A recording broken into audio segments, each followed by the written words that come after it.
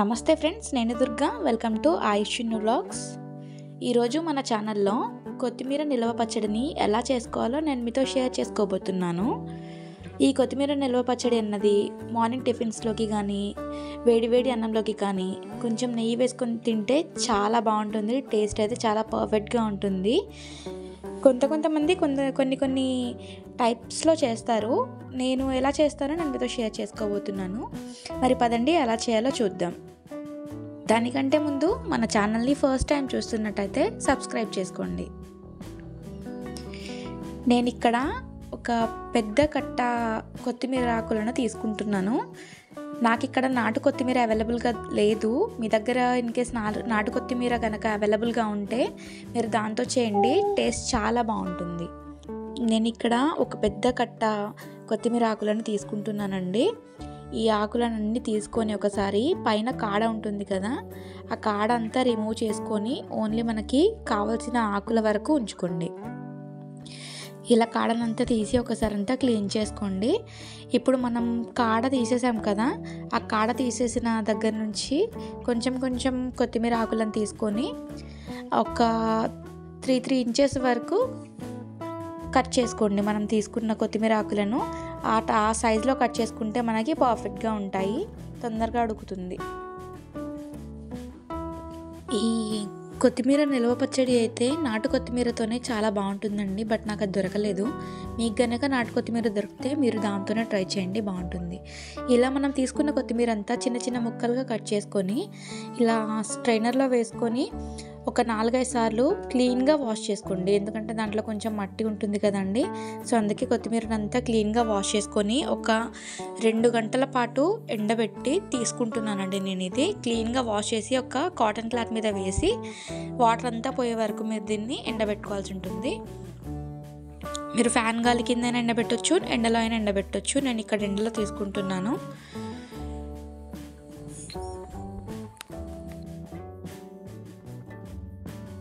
ఇప్పుడు ఈ పచ్చడి కోసం నేను ఇక్కడ 50 గ్రాముల చింతపండు తీసుకుంటున్నానండి. ఈ 50 గ్రాముల చింతపండు దీనికి కరెక్ట్గా సరిపోతుంది. మనం చేత్తో చూపించాలంటే ఒక గుప్పెడంత ఉంటుందండి. ఈ చింతపండులో పిక్కలు పుల్లలు అంతా తీసేసి మొత్తం క్లీన్ చేసి పెట్టుకోవాలి. ఎందుకంటే మనం మిక్సీ పట్టేటప్పుడు అవేం ఉండకుండా చూసుకోవాలి. ఇప్పుడు దీంట్లోకే వేడివేడిగా ఉన్న వాటర్ని పోసి చింతపండుని నానబెట్టుకోవాలి. పక్కన పెట్టేయండి దీన్ని. ఇప్పుడు చింతపండు నానేంత వరకు మనము ఒక టేబుల్ స్పూన్ అన్ని మెంతులను దోరగా ఫ్రై చేసి ఒక ఫైన్ పౌడర్ లాగా దీన్ని ప్రిపేర్ చేసుకోవాల్సి ఉంటుంది. అంటే మనకి పచ్చళ్ళలోకి ఆవపిండి మెంతిపిండి వేస్తేనే మంచి ఫ్లేవర్ ఉంటుందండి.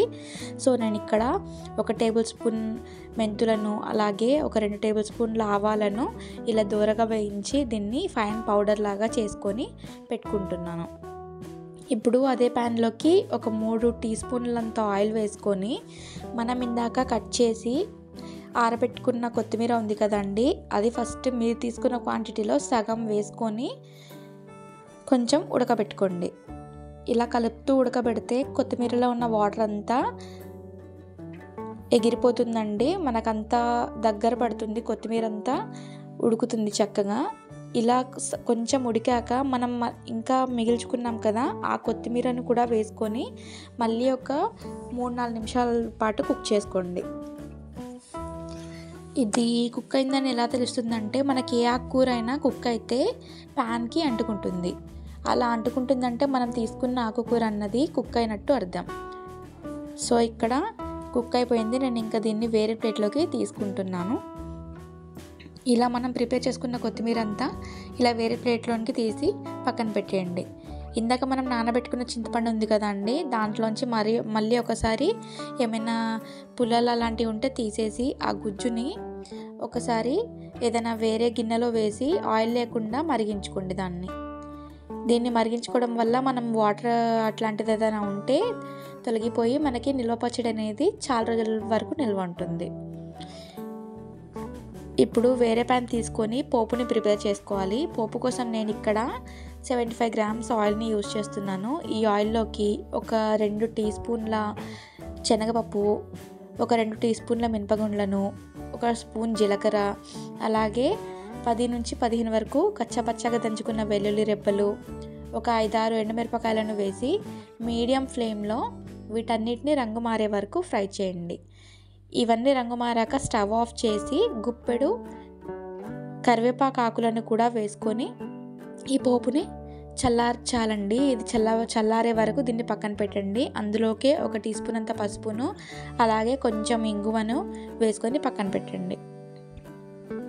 ఇప్పుడు ఇందాక మనం ఫ్రై చేసుకున్న కొత్తిమీర ఉంది కదా, దాన్ని మిక్సర్ జార్లోకి తీసుకుందాము. ఇలా మిక్సర్ జార్లోకి తీసుకొని చింతపండు గుజ్జు ఉంది కదండి, దాన్ని మరగపెట్టాము, అది కూడా ఇందులోకి అందులో ఒక 25-30 గ్రాముల ఉప్పు, 30 గ్రాముల కారం, అలాగే చిటికెడు పసుపుని వేసి ఒకసారి అంతా మిక్స్ చేసుకొని మిక్సర్ గ్రైండర్లో గ్రైండ్ చేసుకోండి. ఇలా చూసారు కదా అండి, ఇలా మరీ అంత మెత్తగా కాకుండా కొంచెం బరకలుగా ఉన్నట్టు మనం ప్రిపేర్ చేసుకుంటే పచ్చడి అనేది తినేటప్పుడు చాలా టేస్ట్గా ఉంటుంది.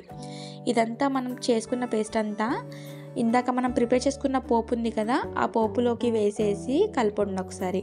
పోపు అనేది మొత్తం చల్లారిపోవాలండి. వేడిగా ఉన్నప్పుడు కనుక ఈ పచ్చడి పోపులో వేస్తే రంగు మారిపోతుంది, ఇది గుర్తుపెట్టుకోండి.